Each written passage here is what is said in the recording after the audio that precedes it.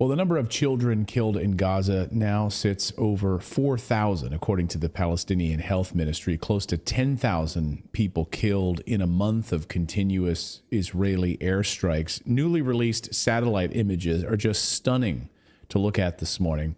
Shows what Gaza looked like before and what it looks like now. Take a look at these images. And this weekend, an Israeli heritage minister said in an interview that dropping a nuclear bomb on Gaza was a possibility. And he said that there's no such thing as a civilian, that everyone is basically involved in the October 7th terrorist attacks, in his words. So those 4,000 children, they are also part of this. They are also part of the attacks, I guess, the 4,000 children. Let's try to unpack this, because there's a lot of moving pieces this morning that I want to try to understand here. Let's bring in United Nations Weapons Inspector Scott Ritter. Scott, great to have you on the show. Thanks for having me. So Israeli officials today, I'll just kind of give you what their words are, Scott. These are not my words, saying Israeli officials today have called these civilian casualties. They're aware of them. They're calling them, quote, the tragedy of war, end quote. They also say their response, which includes this expanding ground operation in Gaza, is necessary to root out and destroy Hamas after what happened on October 7th. So these 4,000 children, let's talk about that number. First of all, do you feel confident in that number? Because what obviously people online will say is, how can you trust what the Palestinian Health Authority has to say about this number? Does that number sound right to you based on your own sourcing and the upwards of 10,000 overall killed so far in these Israeli strikes? The number actually sounds low. Let's keep in mind that that number doesn't include the missing. That these are the bodies counted. There are many thousands more missing. When a building goes down, they're in the rubble. For all those Americans out there that rally around 9/11, you know what happened with those buildings when they came down, how difficult it was to account for the numbers. It's happening right now. This is what's happening is a war crime of unimaginable scope and scale. I mean, no, first of all, it is imaginable. It's real. It's happening. It's not unimaginable. It's right there in front of us, guys. They're literally leveling a city. They're leveling, neighborhoods filled with civilians. This is the most despicable behavior imaginable, but it wasn't unpredictable. Clayton, Israel since 2006 has articulated this very policy.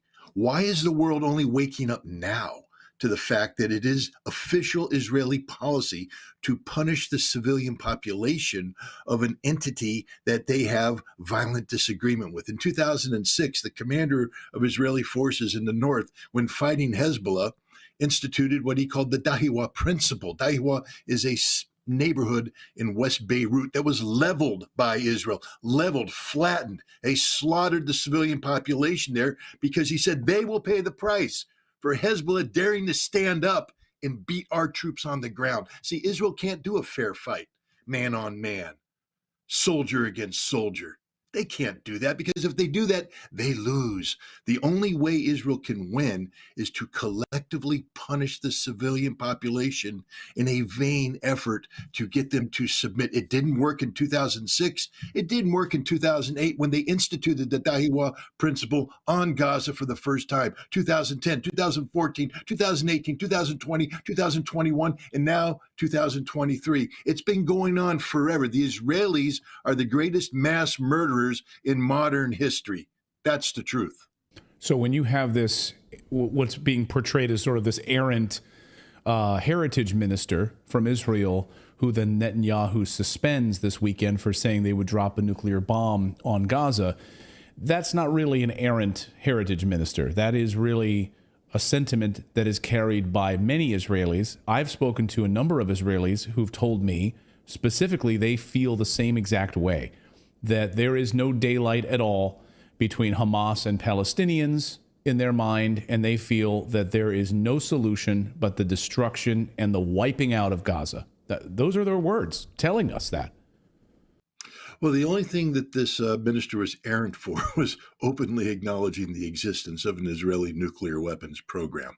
That's what he's in trouble for, not for articulating in favor of the death of Palestinian civilians. It's official Israeli policy to kill Palestinians officials. He would never get in trouble for that. We know what Israel's going. They've told us what they're going to do. They've done it. This is not unprecedented. It's what Israel does. It's not what we do. Is the Biden administration then willfully ignorant about it? Because Kamala Harris this weekend, of course, comes out and says, she posted an Instagram video where she says, we're going to make sure that they're really taking care of and protecting civilians. We're making sure, we're monitoring that, making sure that they're going to protect civilians, and we're working with them on that. And that's a concern of ours. And we've heard that from a number of Biden administration officials at the State Department last week, saying the same thing, that we're confident that Israel is making sure that civilians won't be harmed in this. So that's it, Scott. That's all you need to know. Kamala Harris has spoken. They're confident that no civilians will be harmed in this. Yeah, and yet we're continuing to fly C-17 aircraft into Israel, offloading the munitions that are used by the Israeli Air Force, flying American-provided aircraft to slaughter these Palestinian civilians. Kamala Harris is a liar, a hypocrite, but she's a politician. Her lips move, she lies. Joe Biden, the same thing. Look, I can guarantee you this, that it's someday down the road when archives are declassified, you will be seeing the hypocrisy of the Biden administration in full view, as behind the scenes, they are having conversations. And I guarantee you what the conversations are. They're very critical of Israel. How can they do this? Bibi's gone crazy. He's gone wild. He won't listen to us. There's nothing we can do. Well, there is something you can do, Kamala. Terminate all assistance to Israel. Terminate it right now. Tell the Israelis not another airplane lands until there's a ceasefire. And during that ceasefire, get all the humanitarian aid into Gaza that needs. And during that ceasefire, an American delegation will come to Israel and take over your targeting cell. You will never drop another American-made bomb using an American-made aircraft on Gaza unless we personally approve the target. And if you don't like it, we're done with you. That's how you take control. That's called leadership. But we won't do that because Israel bought Congress a long time ago. And now we're hearing that, well, Hamas is not destroyed. And when will this happen where they feel like they are close to wrapping up some sort of an operation to get Hamas? So U.S. officials this weekend, according to the New York Times, saying that despite massive bombing and this ground invasion of Gaza, the Pentagon believes that Israel has not come close, not even close, to taking out Hamas's leadership. So is this the New York Times sort of doing the dirty work for the Biden administration, painting a picture here that they're not anywhere close to the finish of this operation? They need to go into the tunnels. They need to do whatever they can. Can you talk about that sort of strategy and the sort of Pentagon sources leaking this to the New York Times, and we all get to read how Hamas is still out there? Well, it's interesting. Talk about sources. Seymour Hersh, who I consider to be a very good friend, just published a piece in his Substack that makes it sound like Hamas is lost, that their leadership has been destroyed, that their food supply is turning rancid. They're going to all suffocate because of a lack of oxygen. That's a source speaking to Seymour Hersh. It's 100% wrong. Hamas, if people don't understand this, by deconstructing what happened on October 7th, Hamas is a much better organization, a much stronger organization, a much more capable organization, a much more professional organization than anybody had given them credit for. What they did on October 7th was one of the most skillfully executed military operations in modern history. Literally a David attacking a Goliath, which is sort of ironic given who they're attacking. But they have planned for the Israelis. The Israelis have walked into a Hamas trap. And the Hamas trap is very complex. It's not just about the military situation on the ground. It's about the geopolitical situation globally. Hamas has won this war already. Has already won. Why? Yeah, when you see tens of thousands of protests in streets. Hundreds of thousands, millions around the world. Hamas has flipped the script. No one's talking about October 7th. That's the strategic mistake that Israel made. Just like the United States made a strategic mistake after 9/11. When the world rallied around us, instead of taking advantage of that to destroy the ideology of hatred by promoting a balanced approach, a diplomatic approach to defeat, Al-Qaeda, by letting others defeat them. We said we will do this militarily. And look, Al-Qaeda has not been defeated, because killing Osama bin Laden, killing Zuhawari, killing other Al-Qaeda leadership doesn't destroy the ideology. The bombing we've done made Al-Qaeda stronger and spread even more.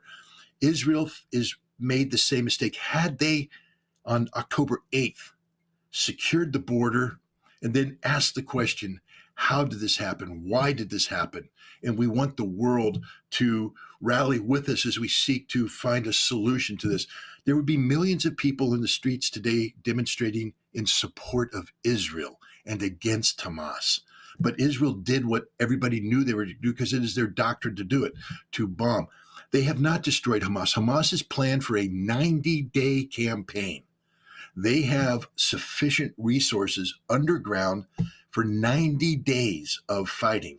We are 30 days into this campaign, and Israel's already losing.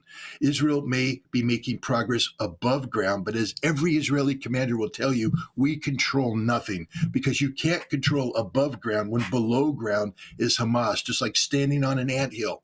All you do is guarantee that the ants will come out and sting you and bite you. That's what Hamas is doing. It's a death by 1,000 cuts for the Israelis. Every day they lose more troops, more vehicles. They secure nothing, and they haven't even begun to move into the actual heavy urban areas. The Israeli army has lost. The Israeli politicians has lost. Benjamin Netanyahu is lost. He has no one has confidence. As we speak, there's demonstrators in front of his residence calling for his resignation. Normally, under wartime conditions, the nation rallies around their leader.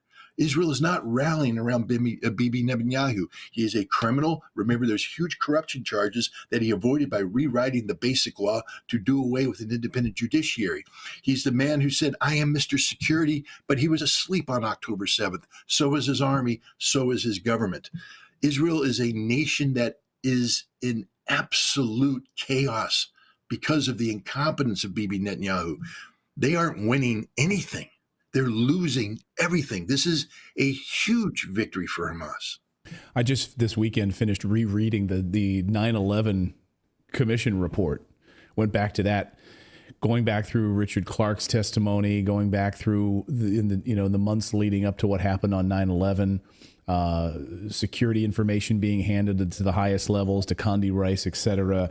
And it was fascinating to go back to that and think in terms of what we're seeing right now in Israel. Do you draw, I mean, you were there in the heat of it all. Do you draw any parallels, what happened on 9/11 ahead of time, but the ideology and what happened before October 7th? The problem is I don't think, I mean, first of all, there is an absolute parallel between the failure of intelligence. We know, for instance, on 9/11, that we were collecting adequate information to draw a conclusion that Al-Qaeda was preparing to attack us. To see, I even put a presidential daily briefing in front of the president saying that very thing. But the failure was a lack of imagination on the part of the politicians who didn't want to undertake the difficult decisions, to act on this information. The Israelis were collecting all the information. Every tactical collector will tell you, we were reporting up the chain of command that Hamas is getting ready to do something, that Hamas is, something's happening. They even knew the date. On the night of October 7th, October 6th, October 7th, the senior Israeli leadership was meeting, the head of intelligence, head of the military, because they had reports from Israeli intelligence that Hamas is coming over that night. They're like, what do we do? Do we call the alarm? Well, at a minimum, what you do is you call the frontline troops and say, stand to, stand to. I mean, get everybody out, put them in their gear, get them online, get them ready, get the spotlights out. The enemy's coming over the fence. It's time to repel borders. They're like, no, don't raise the alarm. We'll talk about it in the morning. Well, they were talking about it in the morning, but they were talking about it a different way because it became true. They were taken by surprise. That's the failure. The big Israeli problem was that they had fooled themselves into believing that Hamas was incapable of launching this kind of attack, that Hamas had bought into the notion of governance. Well, Hamas was governing. What does a government do? Clayton, I mean, this is just a simple question. What does a government do when their people are oppressed, when their people are tortured, when their people are bombed, when their people are arrested, raped, murdered? A government stands up and defends them. So Hamas is a government dedicated to serving the population that elected them in. And that service is to liberate them from the Israeli oppressor. What happened on October 7th was the purest form of governance, because it was a government stepping in and standing up and fighting on behalf of an oppressed people against an occupier that refuses to change the way it does business. And now, and I'll get you out here on this, Scott, which is the total destruction of Gaza. So, images being shared this morning showing the comparison between Hiroshima and Gaza, and you'd be hard pressed to tell the difference when you look at these images. I mean, what's what city's what, and now the millions. There's all sorts of plans and rumors and speculation, I guess, but different plans that have emerged. 500,000 to Canada. Being pushed out into Ireland, into the deserts. Will the Palestinian people ever come back to the Gaza Strip, or is this done? I don't think the Palestinian people are leaving Gaza. I think they're there to stay. I think the Palestinian people would rather have all 2 million of them die under Israeli bombs than be turned into a diaspora. That is a defeat for Palestine, because once you leave, you will never come back. You will never come back, because the world doesn't care about you. The only reason why the world is talking about Palestine today is because Hamas attacked on October 7th. And the only reason why the world is turned on Israel is because the Palestinian people have stood there and say, bring it on. We got this. Yeah, they cry. Who doesn't cry when your children are slaughtered and butchered? But these aren't the people who are surrendering. These are people who are becoming stronger and stronger and stronger in the face of the Israeli aggression. The Palestinian people won't leave Gaza. It is Palestine, by the way, because to do so is the defeat of their cause. They are committing some of the greatest acts of bravery by refusing to yield to Israel. People blame Hamas, but stop blaming Hamas. Start blaming Israel. Hamas isn't dropping the bombs. Israel is. Hamas is standing up for the rights of the Palestinian people. It's Israel that oppresses these rights. For people to sit here and blame this on the people of Palestine, you're being used as human shields. You can't be used as a human shield in your own home. In your own home that has been occupied by Israel, dominated by Israel. You aren't a human shield. You are a prisoner in an open air concentration camp. So no, I don't think you're going to see anybody. Look, even the king of Jordan, who is as closely linked to Israel as you can possibly imagine, has said that the eviction of the population from Gaza would be tantamount to a declaration of war, and Jordan would treat it as such. Israel has lost, Clayton. There will be a lot of fighting left. There will be a lot of destruction. There will be a lot more death. But Israel can't flip the script on this. They have gone down a path that inevitably leads to their defeat. The question is how great this defeat will be. Because at the end of the day, there's going to be a Palestinian state. The longer Israel continues this conflict, the less control they'll have at the negotiating table where a Palestinian state is created, because the scope and scale of their defeat and their humiliation would become apparent to all. The big thing that Israel has going for it is the mythology of Israeli exceptionalism, the mythology of Israeli superiority, the mythology of an Israel that cannot fail. Well, there ain't nothing exceptional about an Israeli. They die just like everybody else. There is no superiority here. They have the greatest technology in the world, and they're getting slapped around by Hamas and by Hezbollah. And the notion that Israel is too big to fail, they're failing right now. This could be the end of the of political Zionism if Netanyahu continues to sail Israel down these stormy waters. It could be very, very bad for Israel in the future. Yeah, we'll see if he survives. It doesn't look likely. Yeah, great point. And during wartime, I think George W. Bush had 91% approval rating. Imagine Yankee Stadium standing up in a massive standing ovation after he throws out a first pitch after 9/11. Imagine that happening today. Imagine that happening to Benjamin Netanyahu. I can't picture it. I couldn't picture that with President Biden right now either. No. He'd be booed out of Yankee Stadium. Scott Ritter, always great to see you. Thank you so much for your insights as always. And this is an unbelievable. I want to have you on as regularly as I can because we're watching this sort of minute to minute, and I think your analysis is absolutely spot on. And I thank you. Thank you so much, Scott. Thanks for having me. Thank you so much for watching this segment here at Redacted. We are live every day at 4 p.m. Eastern Time, trying to share the stories that the mainstream media will not cover. You should also come over and join our community of Redacted Rebels over at redacted.inc. That's our private locals community where we can share exclusive content that we simply cannot share here on YouTube. Come over and join the rebellion together right now by going to redacted.inc. We'll see you next time.